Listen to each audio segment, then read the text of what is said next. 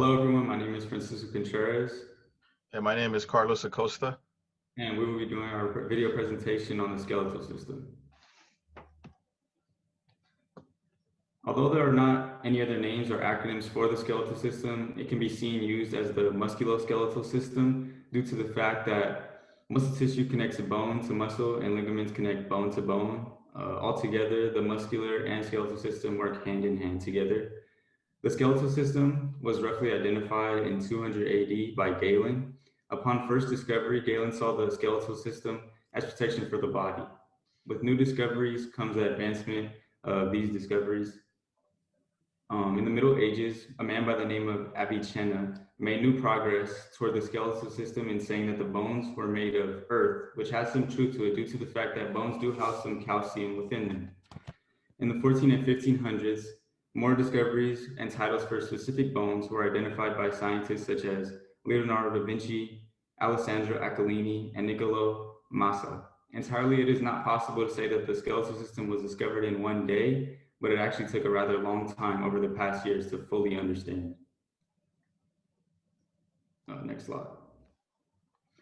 In the skeletal system, there are 206 bones that compose the skeleton. An interesting fact is that there are 27 bones in the hand and 26 bones in the foot, which when added together, since there are 2 hands and 2 feet, an astonishing 106 bones, which is more than half of the bones in the body.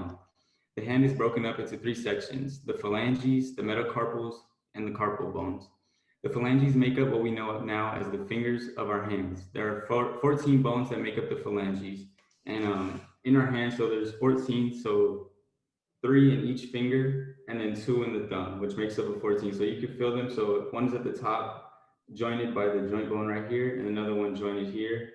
And then the next 5 are the metacarpals, which are these 5. You can kind of see them through my hand, the bones kind of sticking out. And then below are the carpal bones, which make up the wrist. The hand and the foot are not far away from each other anatomically. They're similar regarding their structures. The foot consists of 3 sections: the forefoot, which contains 5 phalanges, and these phalanges are 3 sets of bones: proximal, intermediate, and distal. The distal being the toe bones. The proximal, intermediate, and distal are similar to that of the hand bone, being that there are 3. So 1 for the pinky toe, and then 2 others in that pinky toe as well. The big toe also, like the thumb, has only 2 phalanges, and in the foot there are 5 metatarsals. Next is the midfoot, which mainly makes up the arch portion of the foot, and in this are the 3 cuneiform bones, the navicular and the cuboid. Lastly, the hindfoot consists of the talus and the calcaneus, which mainly form the heel bone. In the legs, there are a total of 10 bones. There are 4 in each leg, and these make up the tibia, fibula, patella, and femur. On the picture in the slide right now, you can see that the tibia and the fibula are very close in nature, which make up the bottom portion of your leg. The tibia can be easily remembered as looking like a T shape, being that it connects with the patella tendon or the kneecap.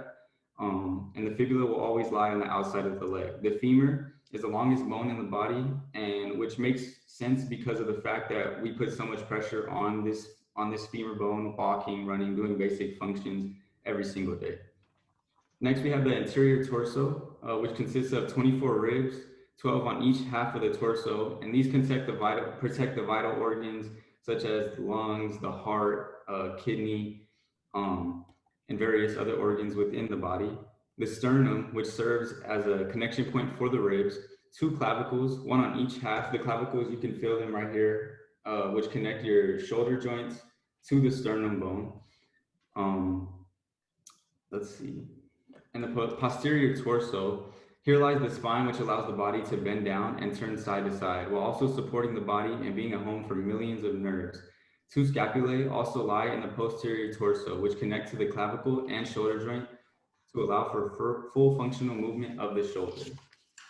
In the arm, there are 2 bones that form the forearm, and these are the radius and ulna. The radius bone that lies on the outer, as you can see in the picture right here to the left of me, the radius bone lies on the outer portion of the arm, whereas the ulna bone lies on the inner portion of the arm. Just above the elbow joint is the humerus, which is home to the bicep and triceps muscle.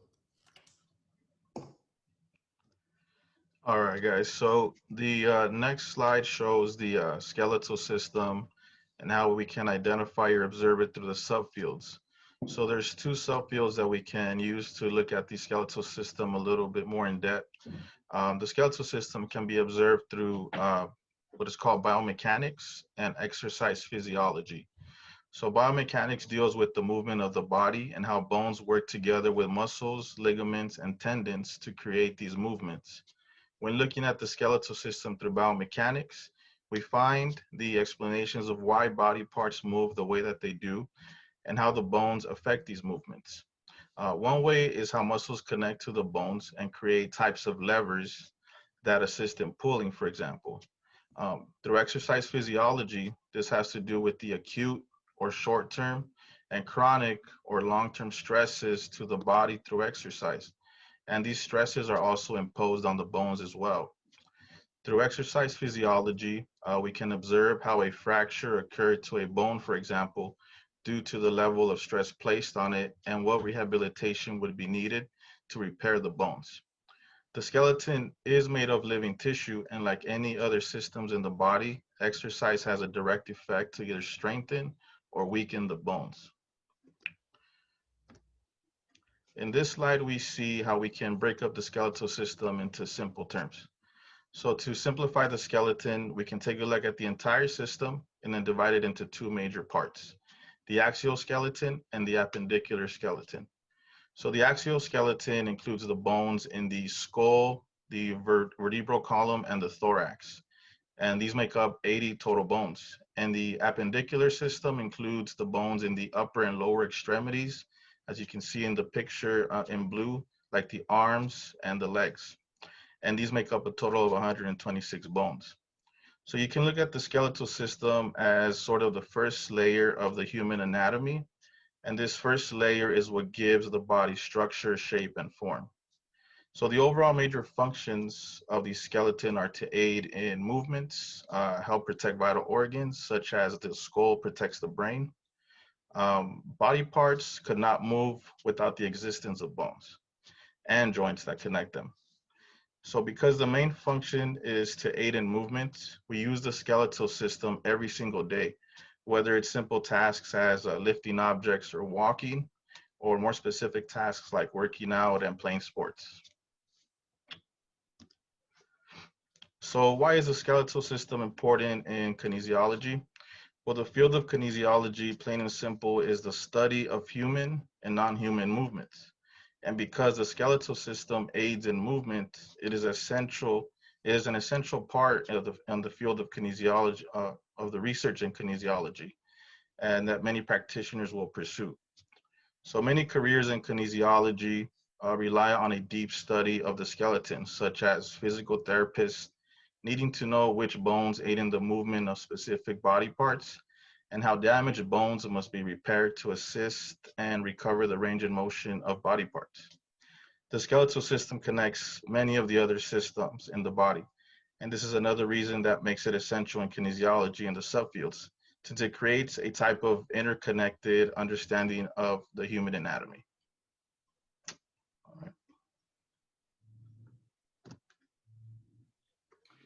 Some examples of the skeletal system being used would be in football. The act of hitting is an important factor to the game. Offensive and defensive players are constantly being hit throughout each play. The skeletal system, as well as the equipment these players use, can be used to protect the vital organs in our body. When a football player gets hit in the ribs, for example, his rib cage will take the majority of that blow and protect his lungs, heart, and kidneys. The skeletal system will act as a form of protection to various organs, muscles, and tendons in the human body.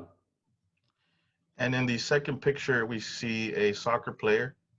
As for a soccer player, when he or she needs to kick the ball, it is the hard surface of the bones in the foot that allow her or him to send the ball where it needs to go. Without the bones of the foot, it would be impossible to kick a soccer ball or any ball, as a matter of fact. Not only do bones of the human body protect, but they also allow humans to perform physical activities at a high playing ability. And lastly, with this last example, away from sports and physical activity, the bone marrow within bones produces red blood cells, white blood cells, and platelets. These cells are necessary for human life and function. Bone marrow is a crucial part in cancer patients. When these patients undergo chemotherapy, their bone marrow can become damaged, which will lead to a bone marrow transplant if possible. Transplanting healthy bone marrow from one individual to one whose marrow is damaged will allow the sick patient's damaged stem cells to be replenished with new ones. Although a very dangerous procedure, the benefits that hopefully come out of this are very important and will ultimately help to that cancer patient become healthier.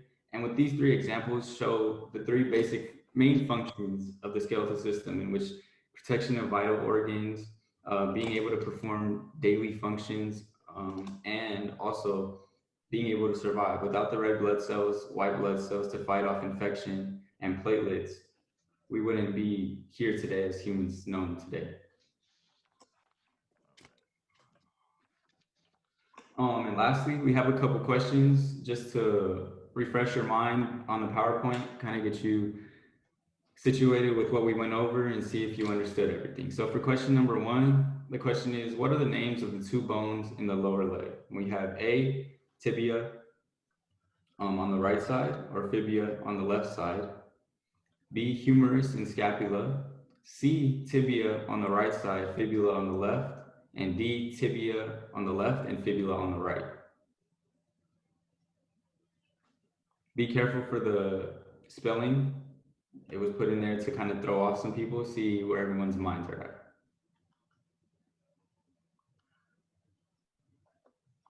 All right. So the answer is C. Tibia and fibula on the left. Awesome. For question number two, how many total bones are there in the skeleton? A, 260 bones, B, 602 bones, C, 62 bones, or D, 206 bones?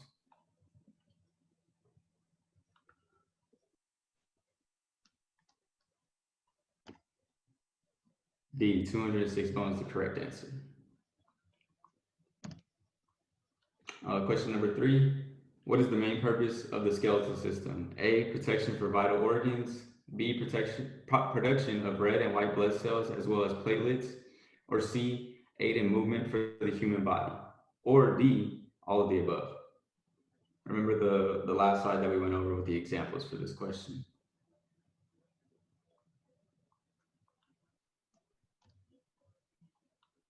D, all of the above. Each of these all serves as a purpose for the skeletal system.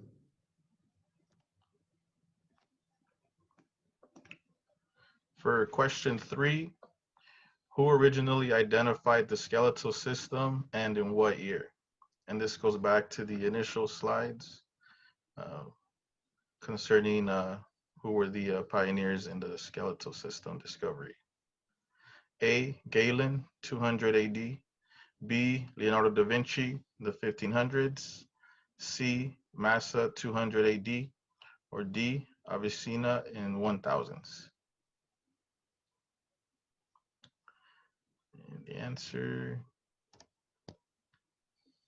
would be A, Galen, 200 AD. Question 5, what two sections make up the skeletal system?